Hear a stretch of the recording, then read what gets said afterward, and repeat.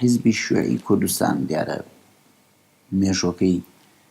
لە زمانی ئێوە من حەزەکەم دروست لە چ ڕۆژێکە یاخۆ لە چ ساڵێکە دامەزرا وەکو حیزبی شیوعی عێراق ببوورە. حیزبی شیوعی عێراق لە چ ڕۆژێکە ئایا ئێوە ئەو ڕۆژانە لە چ ڕێکخراوێکی سیاسیە کارتان نەکرد یاخۆ هێشتا دەستان بە کاری حزبی شێعراقی؟ بەڵێ حزبی شێعراقی ئەوسا ئاگامان لە حزب نەبوو، حزبیشمان ناناسی. من ئەوسا مناڵێک بووم لە دێ نازانم حرەکەی ڕەشید عەلیش حرەکەی بەکر سەدقیش ڕوویداوە حتا 36 حزبی شیوعی لە 34 پێکاتوە لە 31 ئازاری 34 پێکاتوە. ئەوسا تەبان بە مەراحیلێکی باشیش تێپەڕی و عناسیرێکی زۆریش حتا لە قیادە بوون، بەڵام ئەو هەموو نشاتە بە دەرەجەی ئەساسی بە شکڵێکی واضح اقتیرانی کرد بە قیادەی هاوڕێفات. تەبان پاشە ئەو فترەی هاوڕێفات چۆتە دەرێ و گەڕاوەتەوە هەندێک تیجاهاتی ئینشقاقی ئەوانە لەناو حیزبا ڕوویداوە، بەڵام پاش دانی کە هاوڕێفات گەڕاوە کە ڕەنگە باش من نەیزانم، بەڵام کە ڕەنگە لە بیدایەتی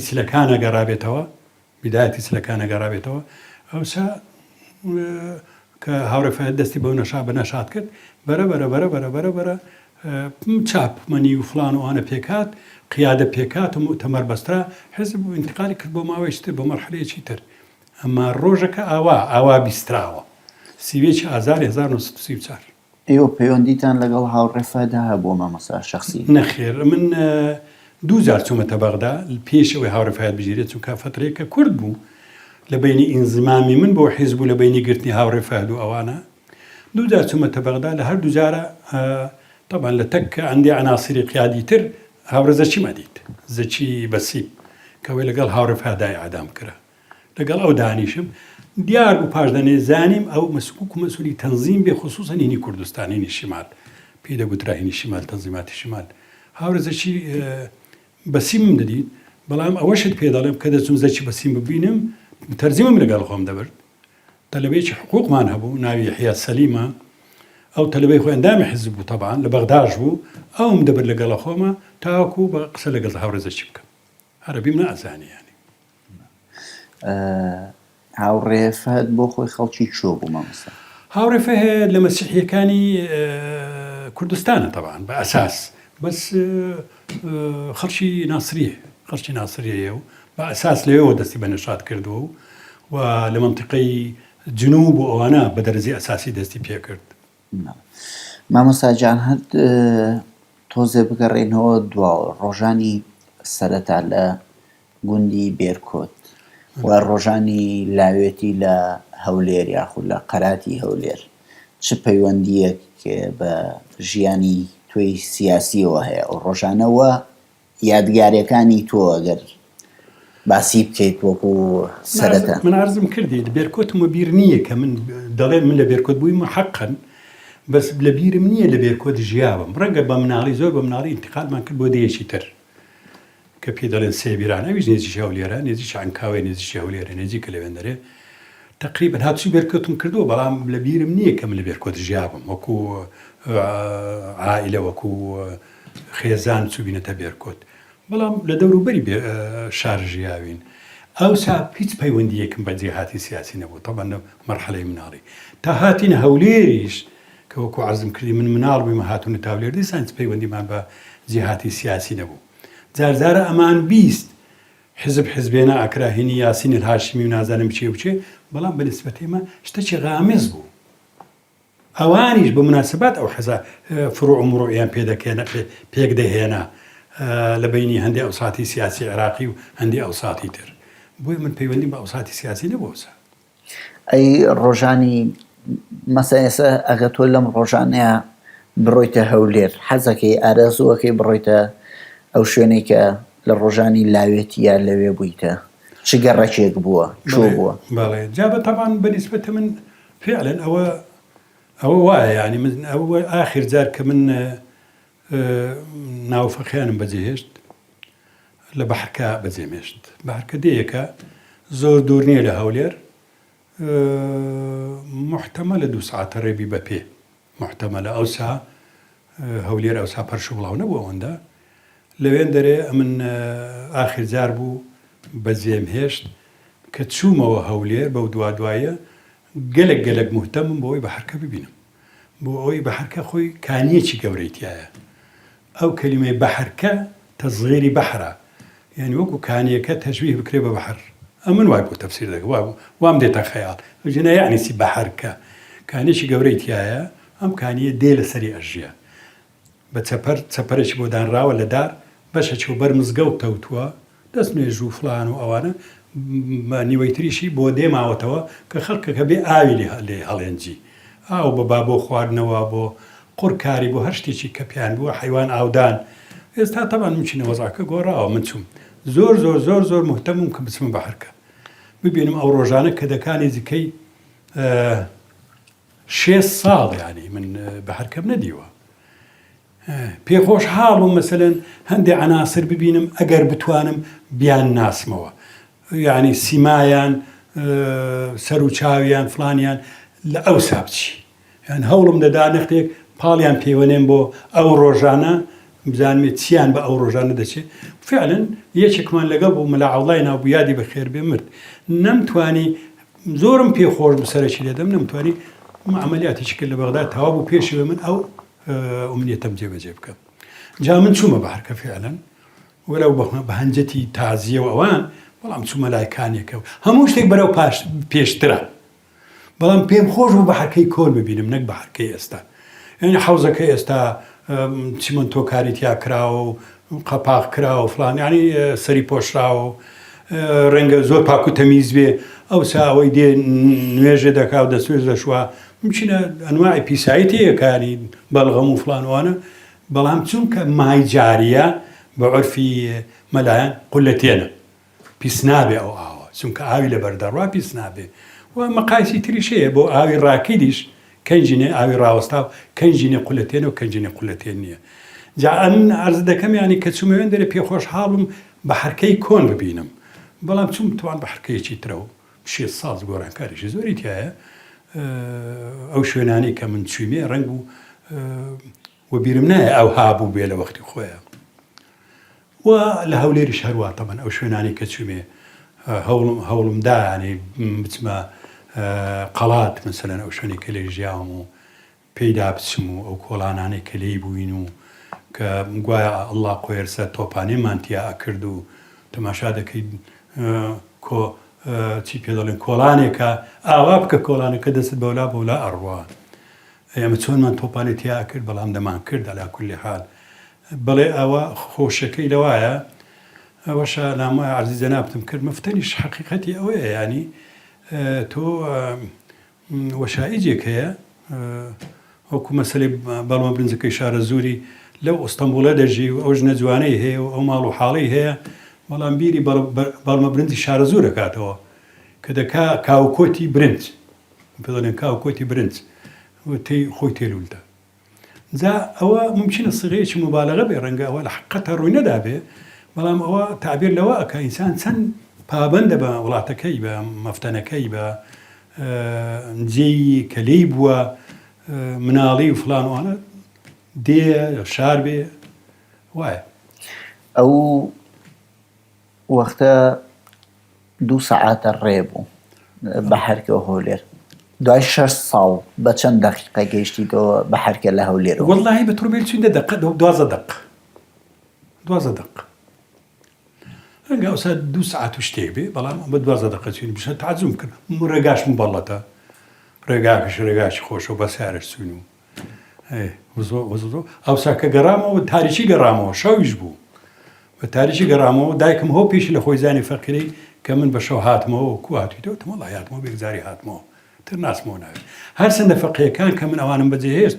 گەلێک هەوڵیاندا کتێبەکان و پرێسکەکانی کە هەمە پەرشبڵاوی کەن تا ڕێم لێ بگرن بڕۆم هەموم بەجێهێشت. گەڕامەوە پاش دانێ وڵاغێکم برد شتەکانم لێ کرد و چوومەوە ئەو دەیەکە باوکمی لێبوو لێبەوە چوومەوە شار دووبارە. مامۆستا جانی یەکەم سوێندێک کە ئێوە بۆ چوونە ژوورەوەی حیزبێک یاخۆ لە بەرامبەر ڕێکخراوێکی حیزبیدا خواردوتانە ئەو سوێندە بووە کە لە کاتی بوونە ئەندامتان لە حیزبی هیوادا بە ڕەسمی سەرۆک و بە ناوی سەرۆک و بە ئاڵای قورئان بالمناسبە لەبیرمە بە قورئان و ڕسمێکی چایەکانی کوردستان و خەنجەرێکی لەوێن دەرێوە لەوەتانەیە. مامۆستا جان پەیوەندی ئەو خەنجەرە دواتر بە خەنجەر هەڵگرتن لە لای ئێوە چییە؟ ئایا پەیوەندی بۆ خەنجەرەوە هەیە یان وەکو دابوونەریتێکی کوردواری ئێوە بەردەوام خەنجەرتان لەبەر پشتێ بینراوە؟ من ئەوەی ڕاستی بکە فەقی بۆم خەنجەرم هەبوو، بەڵێ ئەو کەوفێ بووم چیسەی تووتن و خەنجەر جا مناڵیش بوون تەواان داچشم مچینە کەفی بەوە ئاها چونکە چیسەی تووتن چێزگەرە ئاکێشە پیاو جاوەکو بڵێ هەرچەندە نەژ بوومە تا پیاو ئەو پیاوەی کە عادەتەیە بەس دایکم کەفی بەوە هات کە چیسەی تووتم بە خەنجەرەکەشە مستەزەماتی هەر ئەوە بوو ینی وینی قیافە بۆیە خەنجەرم خۆشویستووە من و ئێستاش مچینە لە دێهاتە زۆر کەم چاوم بە خەڵک دەکەوێت کە خەنجەر هەڵگرن لێشی نامڕتاحم مەسەلەن لە بەحرکە کە خەنجەر چی یانی چی پیانچیان پێدەبوو لە بیرم چۆ من کە ئەهات بۆ دێ ئەوەنە خەنجەر کۆبووە بۆ مشتوماڵکردن و بۆ دەست گۆڕین و بۆ کالان گۆڕین و بۆ ئوشتانە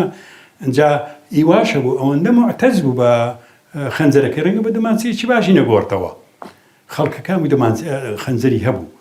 جا علاقی بە جاه و مەراتیبی تەبەقیش نەبوو ڕێنجبەر هەیبوو فلان هەیبوو فەقیەکان بەشی چارە زۆریان خەنجەریان هەبوو هەنجەرم ئێستا مەسەلەن لە جنوبی لە یەمەنا لە جنوبی یەمەنە لە عەمانە لەو شوێنانە تەماشا دەکەی دێ جەمدیکیان ئاوایە کابراکە بە ساڵە هات چووە و فلان و قەت بە خاڵتان نایە ڕۆژە لە ڕۆژان خەنجەرەوە شوێن بێ بەڵام شتێکی هەڵگرتووە وەکو تەتیمەی قیافە من بەش بە حاڵە خۆمە ئەبە دوای وەکو تەتیمەی قیافە هەڵم ئەگرت هەندێک پێیان خۆش بوو هەندێکی دایان گوت توخوا لێت نایە بە چ معنایەک ئەتۆچی شیوعی و ئەتۆچی وا و فلان وشتووە گوتم قابل من خەنجەرم بۆی هەڵگرت و تابی وەشێنم خەنجەرم متەمیمی قیافەیە زیاد و نەکەم بەس علاقی بە بیدایەتەکەوە هەیە نەک علاقی بەو خەنجەرەی کە سندم پێ خواردەوە یان شتێکی وا لەوە بەتە. مامۆستا جان من دوێنێ شێوەش باسمان کرد یەکێک لەو شتانەی بەڕاستی من حەزەکەم بیزانم ئەوەکو سڕێک بۆ من وایە ئەوەیە کە لە ساڵی 92 دوای ڕاپەڕینی باشووری کوردستان لە ڕۆژنامەی تەریق شابە چاوپێکەوتنێک دیدارێک لەگەڵ ئێوە ساز کرا بوو کە لێ ئاماژە بۆوە کرێ کە لە کاتێکە دیارە لە کاتێکا کە دروست لەو شوێنەیە ڕووی دەمی قسە لە لاوانە بۆ خۆ پێگەیاندن باسی ئەوواکەی کە لە وەختێکا تۆ بووی بە ئەندامی حیزبی شوعی کە نەخوێنەوار بوویتە ئایا ئەمە چۆنە من حەزەکەم ئەو سڕەم بۆ هەڵماڵدرێ ئەوە تەبعاً خۆی خەڵی نەخوێندەواریش دەبنە ئەندامی حیزبەوە لەناو حیزبە خەڵکی ومیش هەیە وەلەو ممکنە تەقدیم دەکرێت بۆ هەیئەتی حیزبی بۆ هەیئەتی قیادی دیارە بەڵام چۆن نەخوێنەوارێک ئەبێ بە سکرتێری حیزب جا عەزم ئەوە لایەکیان کە گوتومە ئەمە بە معنایکی تازە ئەو معنا لێم داوەتەوە ینی معناکی یا تازە نە لەبەر ئەوەی من لە ئەکەلی ابتیدایی دەرچووم دیارە فەرقی حروف و کەلیمات دەکەم ڕەنگە هەڵبەتە ئێستا ناڵێن مامۆستا ئێمە باسی 6 ساڵ لەمەوە پێشەکەین باسیەوە دەکەم باسی ئەوەش دەکەم بچینە هەندێک کتێبیشم دەخوێندەوە کە ڕەنگ و مەسەلەن هەر جارێ لاپەڕێ دوو لاپەڕم بۆ خوێندرا بێتەوە وەڵام ئەمە خوێندەوە تا ئێستاش لە بیرمە من کتێبەکەم چەند کەوت ئیشتراکی نیقۆلا حەداد باسی ئەویش نەبێ یعنی خەیاڵیە زۆر متوی ئەوە بووم ئەو کتێبە بخوێنمەوە هەستی پێ بکەم چونکە باسی جەزیرەیەک دەکا و باسی نظامێکی واکە کە شەبیه بە نظامی ئیشتراکی و إلى آخره بەڵام ئەمن زۆر کەم تێی ئەگەیشتم عەرزم کردی من ئیشتراکم کردبوو لە مەجەلە لەو لە لاپەڕێکەمە تا لاپەڕی ئەخیر ئەم خوێندەوە بەڵام باشتەی نائەگەیشتم بەس جا بۆیە من کە دەڵێم لە ناو حیزبا مکافحەی ئومێتمان کراوە یعنی لە ناو حیزبا ئێمە ئەگە شتێک فێربوو بین لە ناو حیزبا فێر بووین بەو معنایان باس کردووە لە حەقیقەتی شاوایە من کە چوومە سجن کە بوومە حیزبیش من جارێک لە منیشان پرسی چۆن بێ حیزبی کە بوومە حیزبیش ئیتر تەسمیم ئەوە بوو دەبێ ئەو شتەی فێر بم کە لە ڕێیە خۆم بڕێک تەسقیف کە بیانی شتێ فێر بم لە حەیاتە لە فڵانە ئەوانە کە تۆ لە کوردیا هیچت نەبێ ملاحەزە دەکەی دەبێ بیر لەوە بکەیت تۆ هان زمان لە تۆ نێزیکترە وەشتیشی تایە بیخوێنیتەوە تۆ عەرەبی بوو من کە چوومە سجن فترەیەکی باش هەموو کتێبی ئەدەبی مەخوێندەوە هینی تا حوسێن نجیب محفوظ هینی ئەتر هینی تۆ کابرا توفيق الحكيم إلى آخره مجموعة لو كنت أوانا فترة باش كوت من عربي بس بخويندن فير نبو عربي بنحو وصرف وأنا فير نبو عربي وخوين نوا فير بوم يعني هل ري خوين نوا فقط ملاحظة ذكي باش دانشوا أو هاي لهات تا جاري شيء لبمناسبة أريك رولو هاد لقلم دانيست مناسبتك بمنعطفك رنجا لا حفتا ودو حفتا وسيش تشألوا بابا تبيه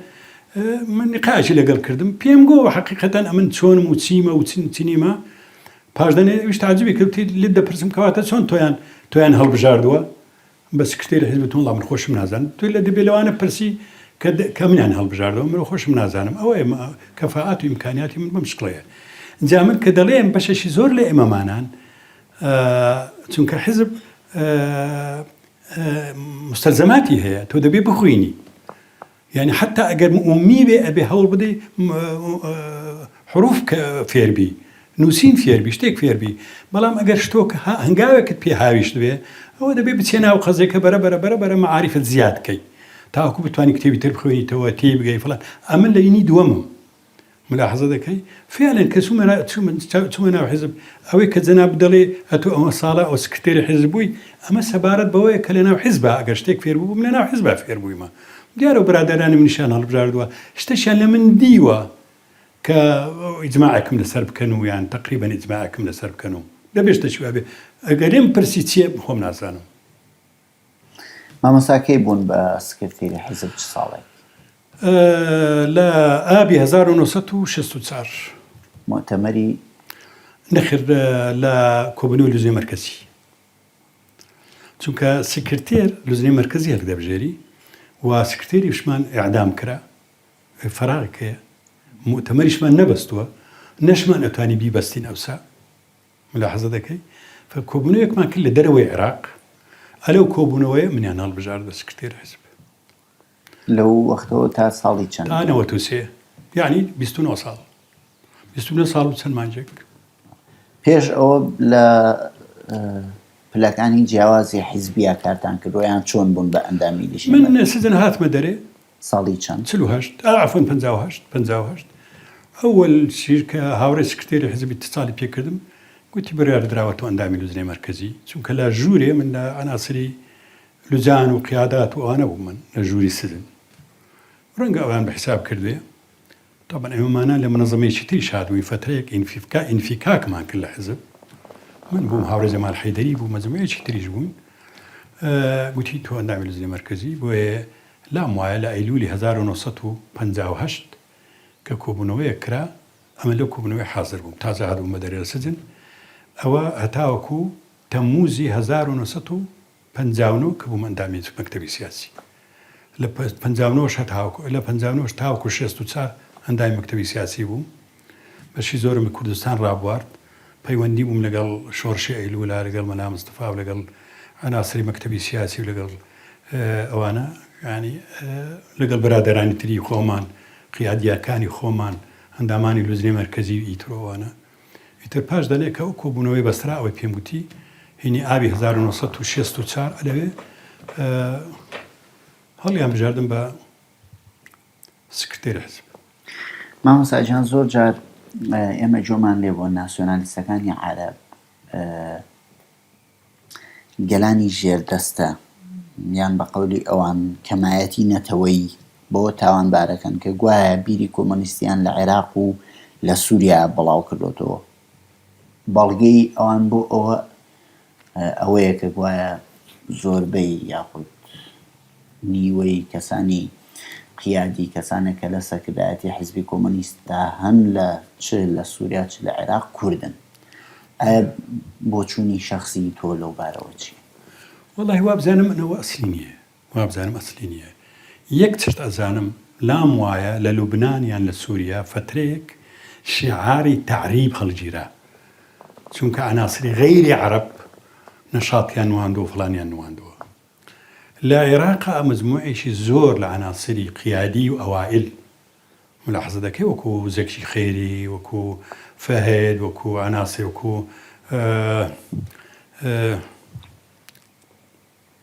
دەی و مەحامیە على كل حال بذاكرم زار سقط دبي خراب سقط دبي مزموع شو لو عناصراني فعلا منشئ حركة عراقي ولا أكثرية هاوري فهد أقربوا معنايات أو توانزي لأنه مسيحية رنقبلين الخوشية أنت الكيفية مثلا بشتشي وانا ببن أجينا لباجداني آوابوا ناحية كرداتي وفلان وأنا لحقيقة دائما اشتكي ليرا أم بيلم أما لوقتي خويا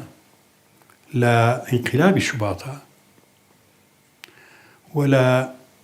إرهابي دومي بعسا دجي حزب بشي هر زوري كادري عربي قرتوا بو جاري قال انقلابي شباط ورقرين كردكان لكردستان بون حزبي بعث فريانة كود لكردستان أو بكاك لبغداد كرتي أو مالانا بقري كان لبغداد كرتي زيقل وشها لشيستوسي شورش هاو كردستان تنها شار بزيبيلا تو لأماني بوي أتماشابك إيما أو برادر كرد قياديانا من دوران كإيشكانيان حتمي يكرد لبغداد دو كسيان زور بارزن جمال الحيدري ونافع يونس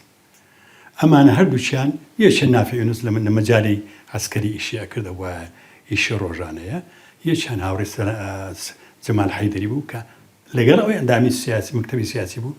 عندامي سكرتاريتي حزبي بو سكرتاريتي نشاطي روجانية أما معنا من كابراج حتى باش داني مكتبي سياسي بو من تداب كرام بو قيادة إقليم وفلان وأنا لحقيقة دا أواني تر أواني لكردستان مجموعة برادراني إيما لحقيقة دا مانوا زياتر لوا دوسي برادر مان لكادري باشي لزني مركزية مباشرة لسجن منجرابون بيشي انقلابي شباط الكردون لقال كرد كان بردران بيشي أو بزان ري كأوانا لسر حسابي حزبي شو إجراون أقر بزان رابع لسر حسابي حزبي شو إجراون ممكن بو نمين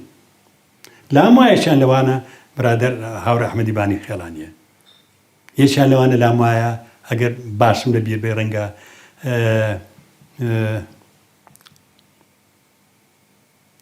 أي شنا بيرمني أي كل شيء بالي وشاء ممكن يشان ممكن نرى تأكيد ناك ممكن يشان عادل سليم بي أمانة بربون أقرانا ولا يخومان لا كردستان خلق شيء زور نجرة لقيادية كانيا لم دوايش هروا أمانة كأزار درا فلان درا بوي وزع لنا وحزبها خلقا لنا وحزبها وزع خلقا كرنجا أمن بشبه حالي خوما زور مهتم بون باوي بيشي ببيتها غلبك لنا وحزبها أم وزع تسارة سركن يعني تحسيني قيادة حزب تسارة سركني قيادة حزب لمصلحة عنصر انحداري عربي سو كناتواني تولي وضع شيء أو ناتواني تساوي له بوشي هل سند من حيث المبدأ ليش أن عناصر قيادية بيلا باشترين عناصر حزبها بجري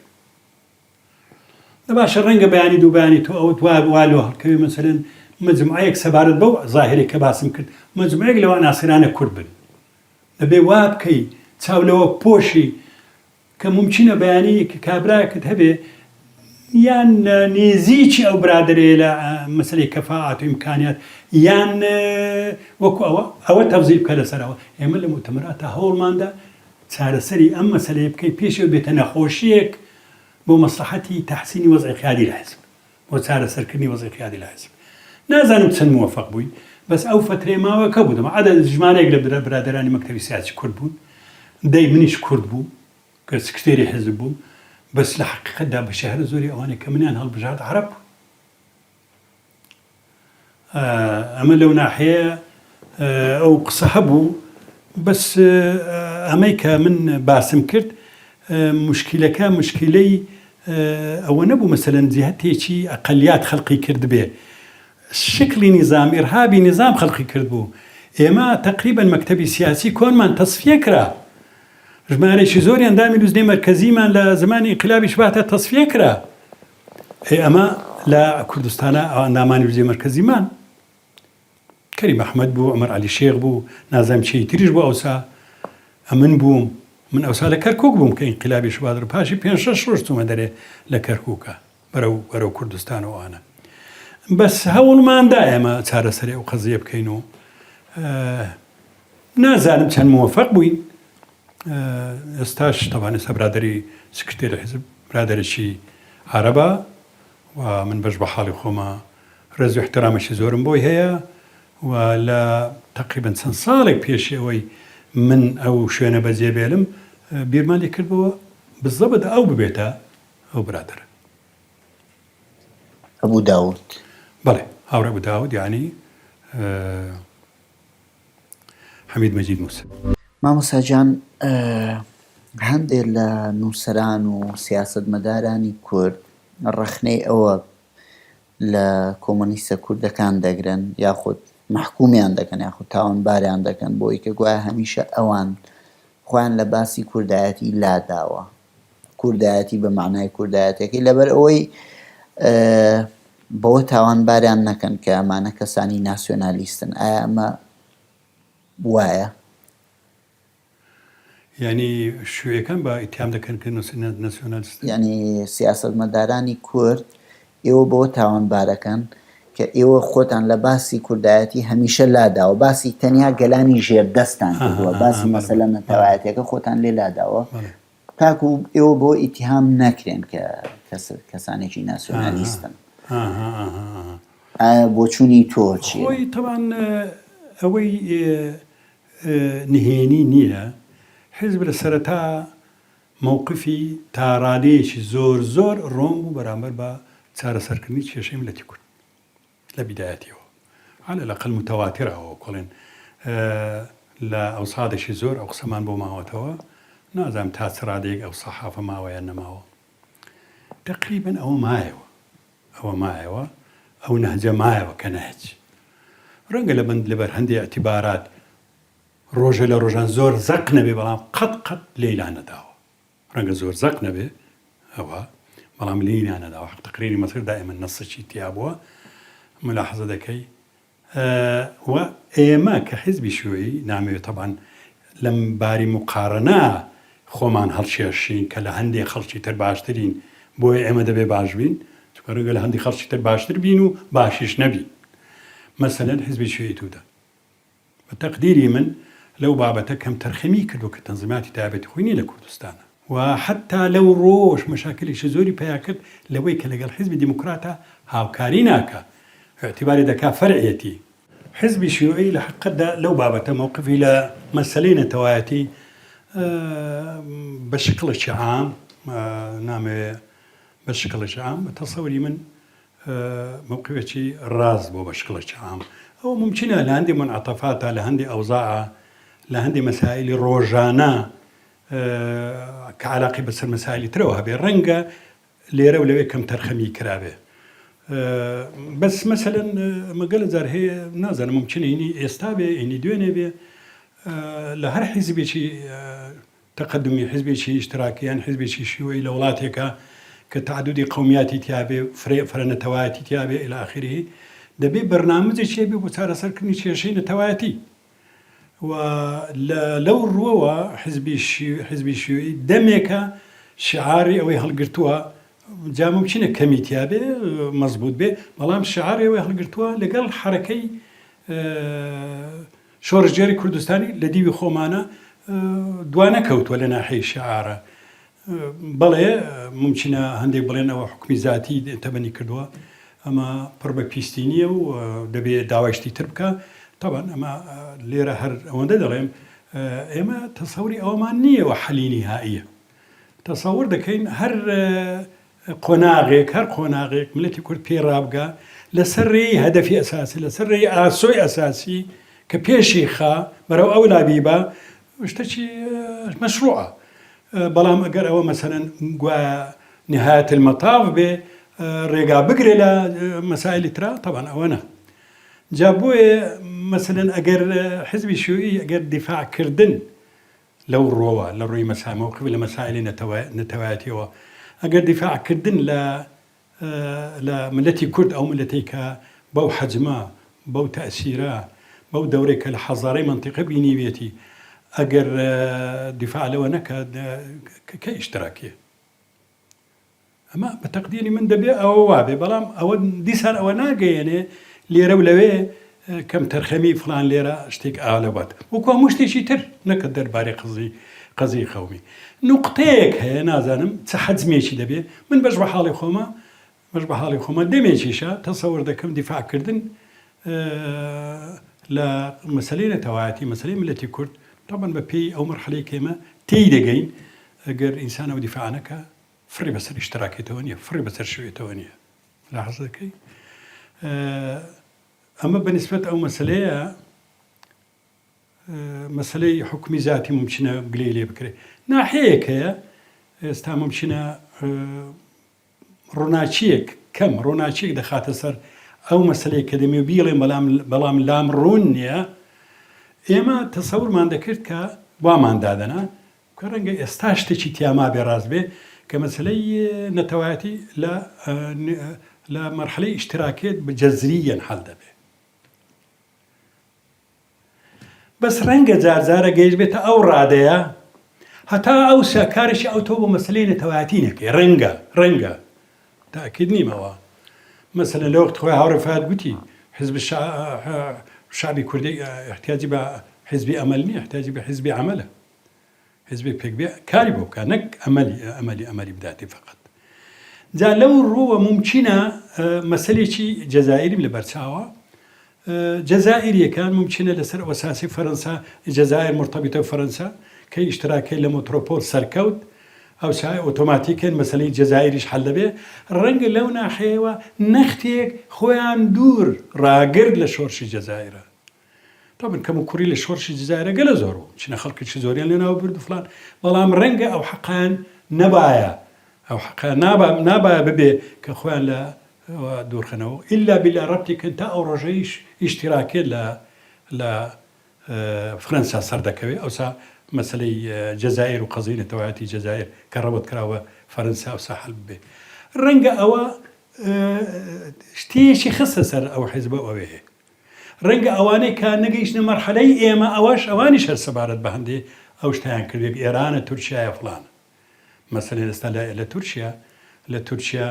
ڕنگ و وەزعوان نەبێ وەکو ئێستا وایە ئەگەر حیزبی شووعی لە سەرەتا نەشاتێکی بایە کوردستانی تورکیا ڕەنگە قووەتێکی زۆریشی کەسب بکردوە بۆ لای خۆی بەڵام لەسەر ئەساسی تەقدیمکردنی حلول بۆ مەسلەی کوردی کورد خۆ بەچاو بەستەی بەستراوی ناستە ناو حیزب مەسەلەی ئێستا ژمارەشی زۆر لە برادەرانی تودەی کورد یان لە برادەرانی کوردی توودە خۆیان لە حیزبی توودە دوور خستۆتەوە من ئاگام لەوەیە لاحظ دەکەی تا جارەهای جاریش من بە قیادەی توودەم گوتووە بابە بۆچی ئەوە تەنزیمات بۆ خۆتان ناکەن لە کوردستانە ئەنگۆ ئەگەر تەنزیماتی کوردیمان کرد لە کوردستانە تەنزیماتی حیزبیمان کرد لە کوردستانی تۆ ئێرانە ئەوە معنای وەیە ئیعترافمان بەو ئینشیقاقە کرد کە حیزبی دیموکراتی کوردستانی ئێران کردوێتی یعنی وەکو بڵێ ئەمە ئیعترافمەوە کرد چونکە دەچین تەنزیمێکی تر بگرین کاتێکە ئەوە تەنزیمی ئێمەیە یەکوتم ئێستا حتا ئەگەر تەنزیمی ئێوەش بوو بێ حتا لێشتان جیاواز بوون ئێستا خۆیان بە حیزبێکی قەومی تەقەدمی تەقدیم دەکەن بۆچی لابیلە دەبێ ئێوە وەڵا ئەترافتان پێ ناکەن ئەترافتان پێ چون کۆبوونەوەیان کرد لە ئەڵمانیا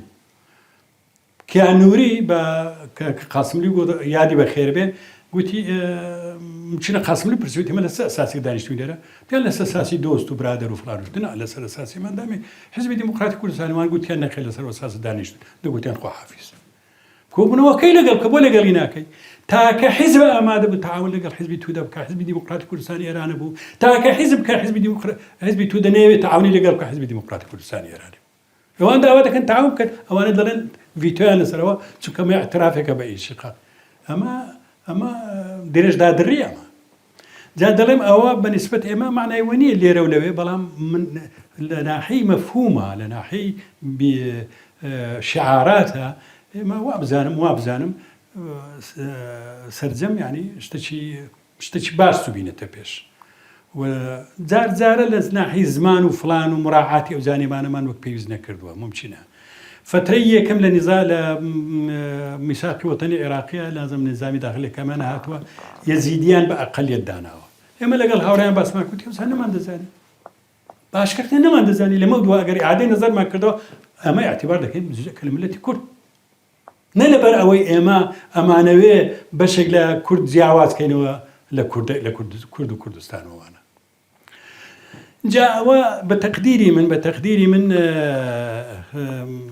مەسلەی ئەوە کە شتێکی هەیە برادێکمان یادی بەخێر بێ ڕەنگە بە نەوع مەزاحێک ئەیگو وەڵا ئەگەر قزی کوردی کێشەیەکی هەبێ عەزیز و فلان مقەسرن بە ناوی هاوڕێ کەریم هەندێ یعنی ئەوان ئەو دەفعی نادەنێ ئەوان ئەو قووەتەی نادەنێ طبعاً بەگاڵتەوای دەگەوە قزی من و کەریم نەبوو قزی حیزبەوە ئەوە خۆی بەدی کرد حتا لە پێکینانی حیزبی شوێی کوردستانی یعنی ئەمەش تەجسیدێکە بۆ ئەو نەزرەیە بۆ تەطویرێکە بۆ ئەو نەزرەیە بەش بە حاڵی خۆمە ئەوە نەوع نوێخوازیەکە کە حیزبیش لە ناو شوێیەکانی عێراق لەگەڵ تەتەوری حەرەکەی کوردستانی لەگەڵ بەرزبوونەوەی کێشەی نەتەوایەتی پاڵێکی تریشان بە تەنزیماتی شوێیەکانوانە بەرەو ئەو مەرحەلەیە کە بەیانی دوو بەیانی ئەگەر وەزع گۆران لە کوردستانە 1 2 3 حیزبی شوێی کوردستانی و خلاص.